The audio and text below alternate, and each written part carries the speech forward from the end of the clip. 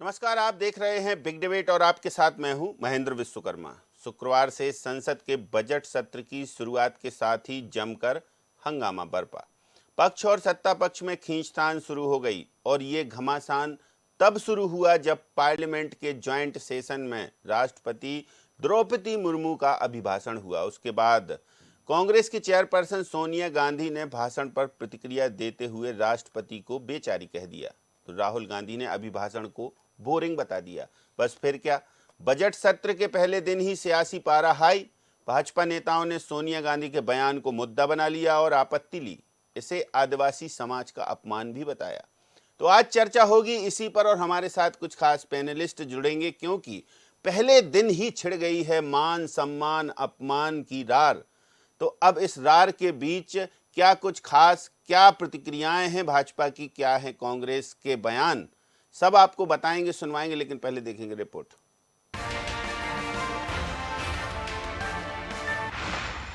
Budget सत्र का आगाज, सियासत जारी।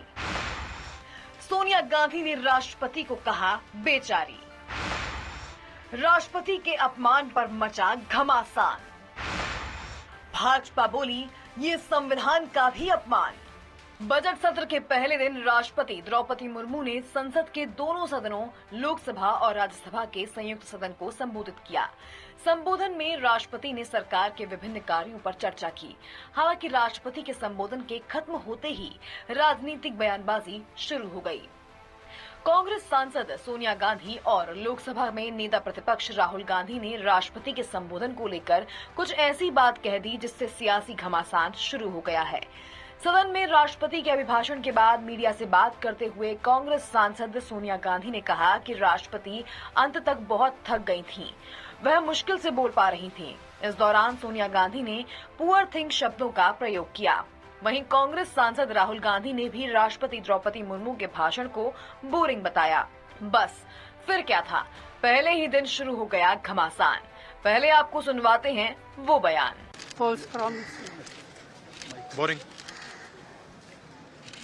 No comment.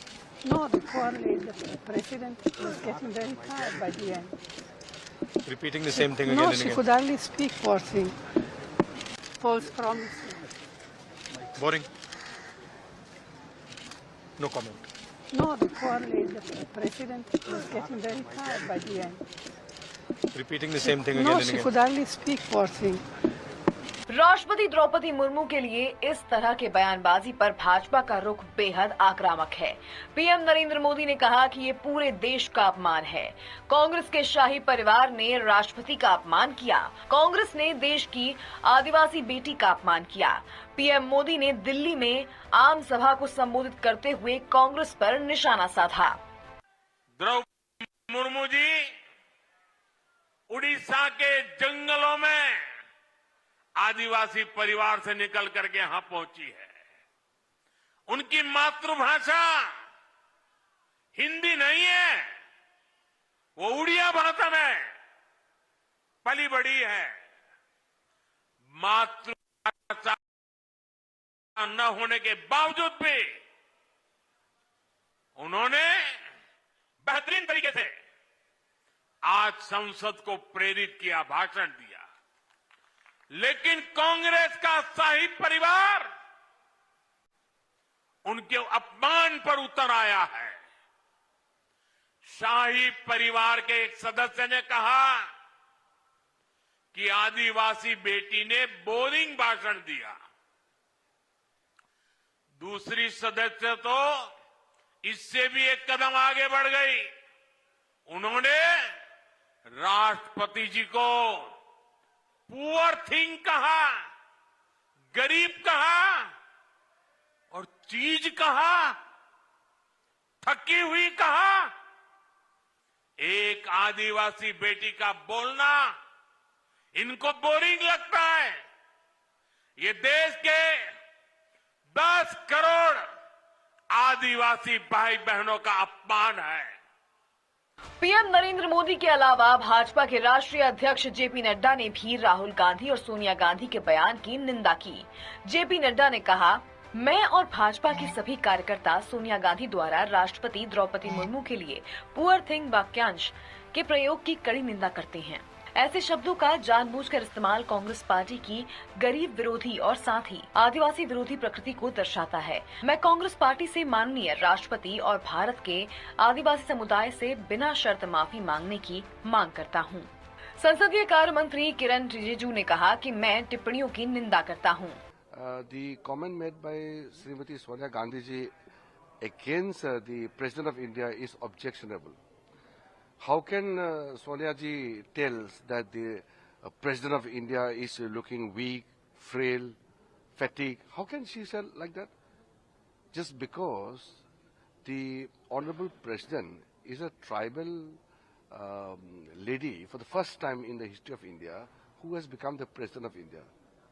Can they undermine a tribal lady president? First, female tribal, and they want to undermine the status of the tribals. I condemn the statement made by Srimati Sonia Gandhi ji, and also the other Congress leaders and some of the opposition parties have not only attacked the speech, but they attacked the President of India, who is a female tribal lady, and I being a very senior tribal leader of the country, I take very serious objection to that. इधर भाजपा सांसद जगदम्बिका पाल ने इसे देश को शर्मसार करने वाला बयान कहा तो केंद्रीय मंत्री अर्जुन राम मेघवाल ने भी इसे संविधान का अपमान बताया। इधर राष्ट्रपति भवन के प्रेस सेक्रेटरी ने भी विपक्षी सांसदों के बयान को दुर्भाग्यपूर्ण कहा। सोनिया और राहुल गांधी के राष्ट्रपति भाषण पर बयान के बाद जब सियासी घमासान शुरू हुआ और भाजपा कांग्रेस पर हमलावर हुई, तब इसी बीच कांग्रेस सांसद प्रियंका गांधी की सदी हुई प्रतिक्रिया सामने आई। उन्होंने कहा कि मेरी मां यानी सोनिया गांधी राष्ट्रपति का बहुत सम्मान करती हैं। बयान को गलत तरीके से पेश किया गया है। My mother is a 78-year-old lady. She simply said that the president must have been tired reading such a long speech. Poor thing. I don't think she fully respects, in fact she has the utmost respect for her, and I think it's very unfortunate that this kind of thing is twisted by the media. They are both respected people. They are older than us. They are a certain age now, and it's pretty clear that she means no disrespect. कुल मिलाकर budget सत्र के पहले दिन राष्ट्रपति भाषण के बाद हुई बयानबाजी के बाद भाजपा फ्रंट फुट पर है तो कांग्रेस बैकफुट पर नजर आ रही है। कांग्रेस के तेवर फिलहाल ठंडे पड़े हैं। मामला देश की प्रथम महिला के अपमान से जुड़ गया है और अब देखना होगा कि कांग्रेस का सदन के भीतर अगला स्टैंड क्या होता है। Desk report, DNN।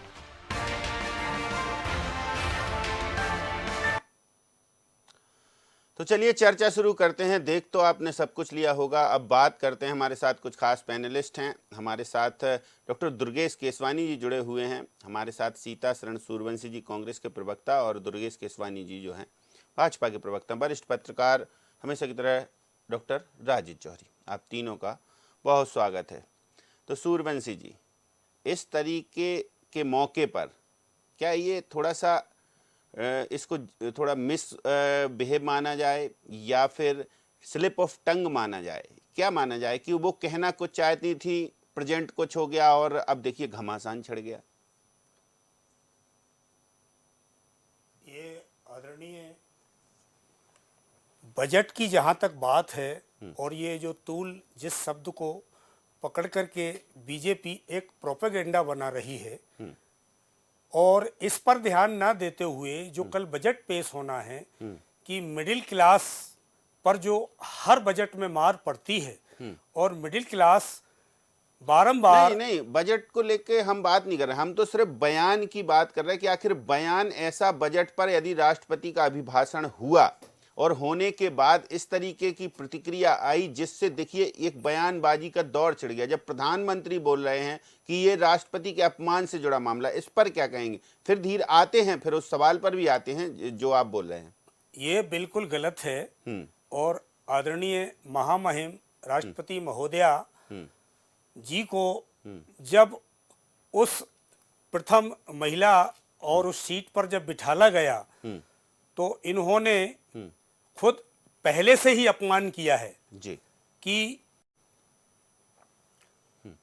Central Vista उद्घाटन प्लस जहां जहां इनको सम्मानित करना था वहां सम्मानित ना करके बीजेपी ने उनका अपमान पहले से ही किया है। अच्छा, तो सोनिया गांधी जी के और राहुल गांधी जी के बयान से कितना इत्तेफाक रखते हैं आप? वो कह रहे हैं बिल्कुल बजट का जो अभिभाषण था, जो राष्ट्रपति का अभिभाषण था, वो बोरिंग था, और सोनिया गांधी जी तो कह रही हैं कि वो थक गई थी, बहुत टायर्ड हो गई थी, पुअर थिंग जैसे शब्द का उपयोग किया। वो बात सिर्फ उस शब्द पर आकर अटक गई है। देखिए कितने सारे लीडर्स इस बात को मान रहे हैं। हालांकि बाद में प्रियंका गांधी जो है वो डैमेज कंट्रोल करती नजर आई। सूर्यवंशी जी, क्या है विश्वकर्मा जी, ये शब्दों पर जो तूल देकर के एक प्रोपेगेंडा जनता में और देश और प्रदेशों में फैलाने का प्रयास किया जा रहा है, जो ऐसा है नहीं। उनकी आइडियोलॉजी, विचारधारा जो है, उस विचारधारा पे ध्यान ना देते हुए उस शब्द को तूल पकड़ करके एक प्रोपेगेंडा फैलाया जा रहा है। वो तो कह रहे हैं कि पूरे देश के आदिवासियों का अपमान किया है, आदिवासी बेटियों का अपमान किया है, प्रधानमंत्री कह रहे हैं। नहीं, बिल्कुल नहीं, ये बात बिल्कुल शरिया सर गलत है। और इसमें आदिवासी बहन बेटियों और भाइयों का कोई अपमान नहीं है और ना अपमान कर सकते हैं। कांग्रेस ने पहले से ही आदिवासी और जो जंगलों में रहने वाले और SC ST का जो सम्मान किया है, और जितना कांग्रेस ने दिया है उतना बीजेपी कभी नहीं दे सकती। चलिए, डॉक्टर दुर्गेश केसवानी जी, क्या कहेंगे आप इस पूरे घमासान पर कि देखिए एक बजट का भी भाषण होता है, बहुत बेहतर तरीके से संचालन, शुरुआत, आगाज सब कुछ बेहतर, लेकिन बस अभिभाषण समाप्त हुआ नहीं कि सियासत जारी। देखिए महन जी, इस तरह से शब्दों का प्रयोग किया गया है, मुझे लगता है कि एक सांसद को, एक वरिष्ठ नेता को इस तरह के शब्द इस्तेमाल नहीं करना चाहिए। राहुल गांधी जी को अभिभाषण बोरिंग लग रहा है, उनकी माता जी उसका अपमान करने का काम कर रही हैं, कि गरीब महिला करके संबोधित करने का काम कर रही हैं। सर्वोच्च पद पर जब कोई बैठा होता है, सर्वोच्च पद पर जब, इतने बड़े पद पर जब एक आदिवासी महिला जो एक दूर अंचल से, उड़ीसा के अंचल से, जिसकी जो वहाँ की मातृभाषा है वो उड़ीसा की है, उनकी उड़िया भाषा में बात रखती, उसके बाद उन्होंने उसको एक बढ़िया तरह से, बेहतरीन तरीके से पेश करने का काम किया। और कांग्रेस की नेत्री अगर ये कह रही है तो निश्चित रूप से 10 करोड़ आदिवासी जो समुदाय है उसका अपमान है, पूरे देश का अपमान है। एक आदिवासी महिला जो एक गरीब दूर अंचल, जो जिसको कहेंगे अपन सुदूर अंचल जिसको कहते हैं, वहां से निकलकर जब एक सर्वोच्च पद पर बैठती है तो यह पूरे समाज का सम्मान है, पूरा देश का सम्मान है। और उस सम्मान को अगर किसी ने ठेस पहुंचाने का आज काम किया है तो सोनिया गांधी जी ने किया है, राहुल गांधी जी ने किया है। तो मुझे लगता है कि इस तरह की भाषा उनको इस्तेमाल नहीं करनी चाहिए। कांग्रेस अभी तक तो मोदी जी की बुराई करती आ रही थी, अनेकों अनेक ऐसे अपशब्द कहने का काम उसने किया, फिर उन्होंने एजेंसियों को बदनाम करने का काम इन कांग्रेस के लोगों ने किया। अब वो राष्ट्रपति जैसे गरिमामय पद पर, जिसमें महामहिम द्रौपदी मुर्मू जी जो आदिवासी समाज से आती हैं, उनका अपमान कर ये निश्चित रूप से उन्होंने, इनकी सोची समझी साजिश है और ये षड्यंत्र करने वाली कांग्रेस है। कांग्रेस को पूरे देश से माफी मांगनी चाहिए। लेकिन प्रियंका गांधी कह रही हैं कि मंशा ये नहीं थी, जो उन्होंने कहा कि हमारी माँ कभी ऐसा नहीं कर सकती हैं, वो बहुत सम्मान करती हैं, और उसको, उनके बयान को या उन्होंने जो बोला उसको गलत तरीके से पेश कर दिया और बीजेपी के लोगों ने उसको मुद्दा बना लिया। देखिए, कहीं कोई गलत पेश करने का तरीका नहीं है। हमने उनको बोला क्या बयान देने के लिए, वो कितने सालों से संसदीय परंपराओं में संसद पद का निर्वहन कर रही हैं। अगर उनको इस तरह के शब्द, ये कहीं ऐसा नहीं होता है, पहले भी सोनिया गांधी जी अनेक बार ऐसी बातें कर चुकी हैं, और एक बार गलती को एक बार माना जाता है महन जी, बार बार अगर आप किसी चीज को दोहराते हो तो आपको उस चीज का आदी माना जाता है कि आप इस चीज के आदी हैं, आप ऐसा सतत करते रहने वाले लोग हैं। आपने ये जो अपमान किया है वो कांग्रेस की सोची समझी साजिश है। जिस वर्ग ने कांग्रेस को हमेशा सत्ता पर काबिज किया, जिस वर्ग आदिवासी वर्ग ने हमेशा से ही कांग्रेस 60 सालों तक इनको धता बताती आई और झूठ और भ्रम के माध्यम से इनका वोट बैंक की तरह इस्तेमाल करती आई, आज जब उस समाज की महिला जब राष्ट्रपति के पद पर विराजमान है, राष्ट्रपति के पद पर मनोनीत है, और उसका यह अपमान करना पूरे देश का अपमान है। कांग्रेस को पूरे देश के समक्ष माफी मांगनी चाहिए। राहुल गांधी जी, एंटरटेनमेंट, राहुल जी आप कोई एंटरटेनमेंट कोई मूवी नहीं देख रहे थे जिसमें आपको हंसी मजाक लगे, आपको अच्छा लगे। ये देश के विकास की बात महिम राज्यपाल कर रही थी, और विकास से जैसे कांग्रेस का नाता नहीं रहा है, कभी भी विकास इनको पसंद नहीं रहा है, कांग्रेस विकास करती नहीं है, तो उनको वो बोरिंग ही लगेगा। चलिए, डॉक्टर राजेश जौहरी जी, इस पूरे घटनाक्रम को कैसे देखेंगे? संसद के बजट सत्र का आगाज, राष्ट्रपति का अभिभाषण, और सभी अच्छे से सुनते रहे, पूरा सदन अच्छे से सुना, कहीं कोई डिस्टरबेंस नहीं हुआ, लेकिन जब सदन के बाहर बयानबाजी हुई, जब एक बयान सामने आया, उसके बाद घमासान शुरू हो गया। तो इस घमासान के पीछे मंशा है कुछ, या फिर कोई मंशा नहीं है, सिर्फ और सिर्फ एक सीधा एक बयान दे दिया, एक इमीडिएट इफेक्ट कह सकते हैं इसको, और फिर उसके बाद मच गया घमासान? देखिए महेंद्र जी, दुख की बात ये है कि ये जो कुछ भी हुआ उनका इन दोनों के बयान के कारण अब आगे जाकर घमासान शुरू होगा। ये बजट सेशन उतना हेल्दी सेशन नहीं हो पाएगा जैसा होना चाहिए। बजट सेशन को हर बात पर बहस होनी चाहिए पक्ष और विपक्ष के बीच में, और पक्ष में से भी भाई सत्ता पक्ष के भी सांसद जो है अपनी अपनी राय देते हैं, लेकिन अब इस झंझट के चक्कर में बजट जो है ऐसे ही पास हो जाएगा और उतना अच्छा मंथन नहीं हो पाएगा इसका बजट का। ये एक नागरिक के तौर पे हम सबको इसका दुख होना चाहिए, एक बात है। दूसरी बात ये है कि अब बेचारी जब अगर हम किसी को कहते हैं तो बेचारा तो हर राष्ट्रपति है अपने देश में, क्योंकि सिस्टम अपनी सरकार का वो है कि राष्ट्रपति के हाथ में कुछ होता ही नहीं है, तो सभी बेचारे रहे, चाहे 50 से बाद के जब भी जितने भी अपनी गवर्नमेंट जब से अपना संविधान अस्तित्व में आया, जितने भी राष्ट्रपति बने वो अपने यहाँ माना जाता है कि रबर स्टाम्प है। तो ये संविधान की का फॉल्ट है, ना कि ये संविधान की खासियत है, ना कि जो है किसी एक पर्टिकुलर किसी इंसान की खासियत है। ठीक है। दूसरी बात ये है कि जो एक प्रोटोकॉल होता है, पार्लियामेंट्री लैंग्वेज का एक प्रोटोकॉल होता है। जब हम पार्लियामेंट्री लैंग्वेज की बात करते हैं तो मतलब पार्लियामेंट के अंदर बोले जाने वाली नहीं। पार्लियामेंट्री लैंग्वेज का मतलब ये होता है कि एक ऐसी भाषा जो कि एक जो संवैधानिक उच्चतम पदों पर बैठे, चाहे राष्ट्रपति हो, चाहे गवर्नर हो, चाहे चीफ जस्टिस हो केंद्र के और सुप्रीम कोर्ट के और हाई कोर्ट के, चीफ इलेक्शन कमिश्नर्स हो और जो चीफ सेक्रेटरीज हो, तो इनके लिए इस तरह का जो है इस तरह की भाषा का इस्तेमाल नहीं होना चाहिए था। ये ऑब्जेक्शनेबल तो है। तीसरी बात ये है कि मतलब सोनिया गांधी जी की बात तो एक बार को फिर भी हो सकता है, उन्होंने वो एक महिला है, उनकी भी वो एज ऑलमोस्ट या द्रौपदी मुर्मू से थोड़ी छोटी होंगी, तो उनके दिमाग में ये बात आई होगी कि उनको लग रहा होगा कि आज उनकी स्थिति हुई है या जो भी फिजिकल जो स्टेट है उनकी उन्होंने बताई। लेकिन राहुल गांधी ने जो कहा वो तो और ज्यादा ऑब्जेक्शनेबल है। आपको जरूरत क्या है हर बात पे बयान देने की? अच्छा, राहुल गांधी ने बिना कारण से बयान दे दिया, इसकी जरूरत बिल्कुल भी नहीं थी। इस बयान से बचा भी जा सकता था, जैसे बाद में नो कमेंट्स का पहले नो कमेंट्स कह देते भाई। अब व्हाट इज आप, या फिर आपको बोलना था कि नहीं इसमें ये गड़बड़ है, इसमें ये गड़बड़ है। गलतियां तथ्यात्मक होनी चाहिए थी, फैक्चुअल एरर्स निकाले जाने चाहिए थे, ये बोला जाना चाहिए था। नहीं तो अभी भाषण पर चर्चा होनी है, तब तो एरर निकाल सकते हैं भाई, अभी तो टाइम मिलेगा। नहीं पर ये तभी निकाल लेना था ना, बजाय इस तरह की बात बोलने के, बोरिंग वाली जैसी बात जो है, ये एक पत्रकार के तौर पे, एक नागरिक के तौर पे जो वो हाईली ऑब्जेक्शनेबल है। चलिए, तो अभी तो टाइम मिलता सूर्यवंशी जी, क्योंकि अभी तो देखिए सेशन शुरू हुआ है, तो बीच बीच में टाइम मिलता है, बजट आने दीजिए, फिर एक टाइम मिलता है चर्चा का, तब ये सब बातें हो जाती हैं। फर्स्ट डे फर्स्ट रिएक्शन, और इस रिएक्शन का गजब एक्शन। सूर्यवंशी जी। महेंद्र जी। मतलब अभी टाइम मिलता ना, चर्चा होती है अभिभाषण पर, तो कुछ भी बोल सकते, आप बता सकते उनकी कमियां, खामियां, खूबियां, सब कुछ।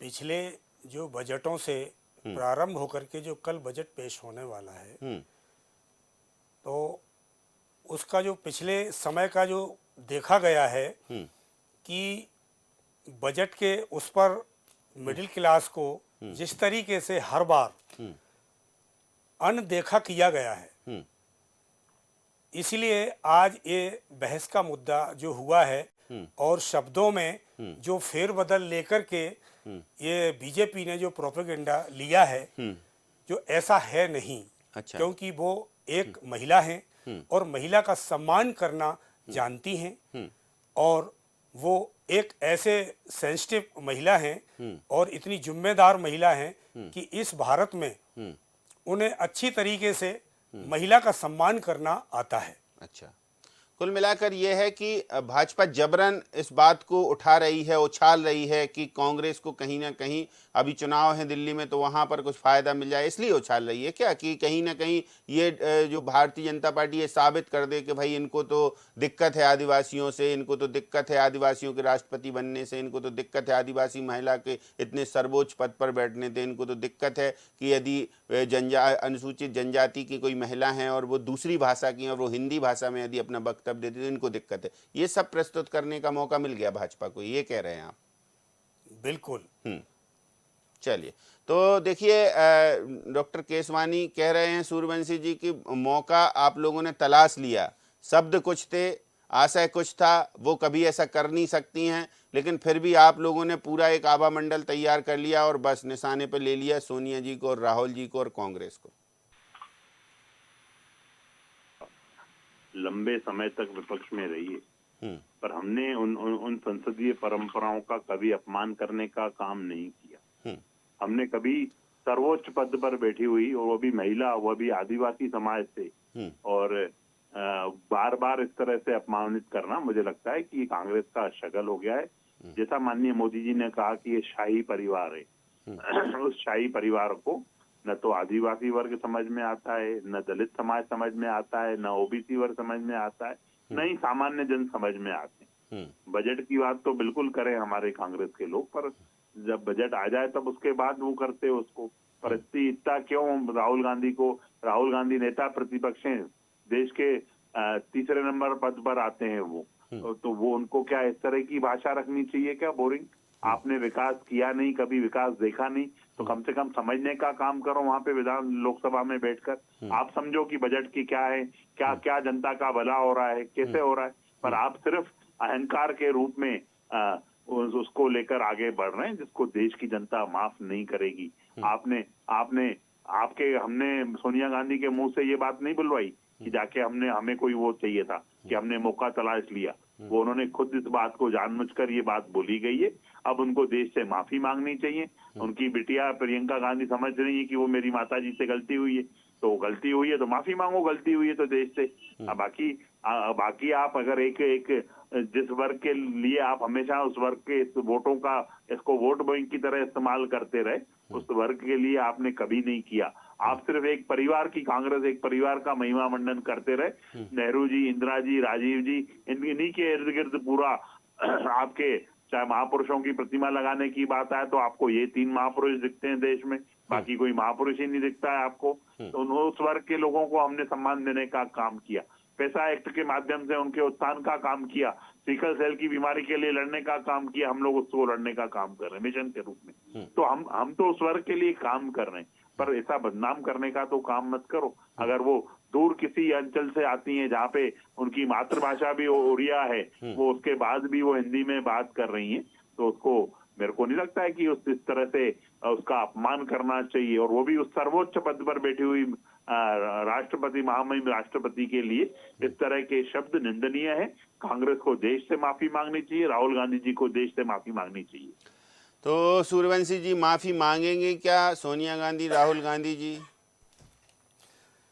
आदरणीय, ऐसी कोई बात है ही नहीं। जो तूल लिया जा रहा है उस शब्द का, वो शब्द जो बेचारी शब्द है, वो बेचारी तो है ही, क्योंकि पूर्व महामहिम महोदय जब कोविंद साहब थे तो उनके साथ भी मंदिरों में जाने के लिए भी प्रवेश नहीं करने दिया और जीने से ही उन्हें वापस कर दिया गया।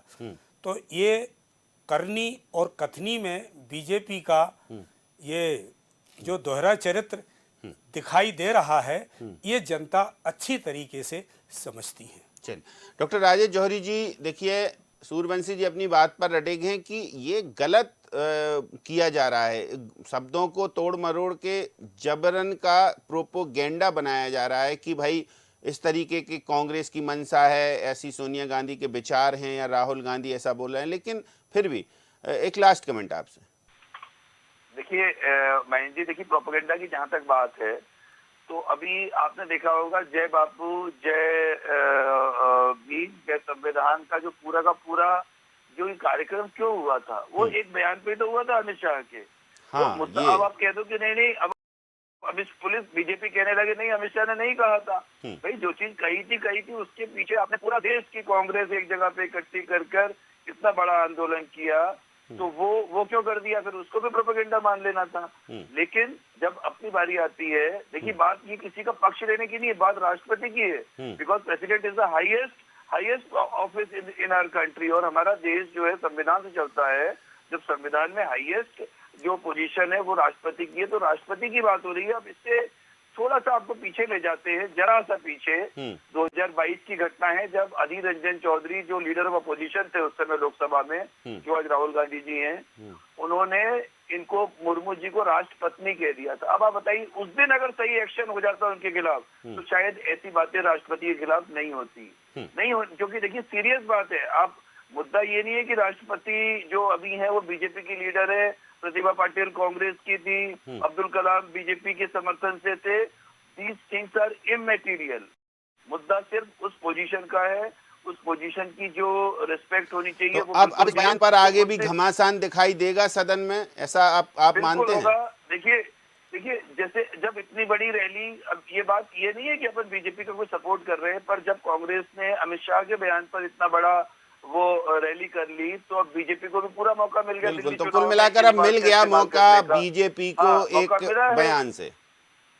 जी चलिए, तो बहुत शुक्रिया हमारे साथ जुड़ने के लिए, बहुत शुक्रिया सूर्यवंशी जी आपका भी, और डॉक्टर दुर्गेश केसवानी जी आपका भी धन्यवाद। सबसे अहम बात यही है कि बजट सत्र के पहले दिन मच गया घमासान, और घमासान का कारण भी बना बयान सोनिया गांधी का, बयान राहुल गांधी का। हालांकि भारतीय जनता पार्टी के टॉप मोस्ट लीडर इस बयान पर प्रतिक्रिया दे चुके हैं, तो अब ये माना जा रहा है और लगता है कि ऐसा करेगी भाजपा कि अब बिल्कुल निचले लेवल तक इस बयान के मायने निकाले जाएंगे। इस बयान पर पक्ष विपक्ष में रार दिखेगी, बार पलटवार दिखेंगे।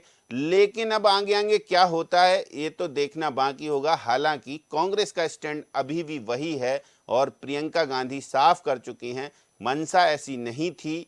उनके शब्दों को, सोनिया गांधी के शब्दों को और राहुल गांधी के शब्दों को गलत तरीके से पेश किया गया। क्या भाजपा के नेता मानेंगे, माफी मांगने पर अड़े रहेंगे जेपी नड्डा, या फिर आगे कुछ और होगा? देखेंगे, बताएंगे और नजर रखेंगे हम इस पूरे मामले पर। तो बिग डिबेट में इतना ही, मुझे दीजिए इजाजत, नमस्कार।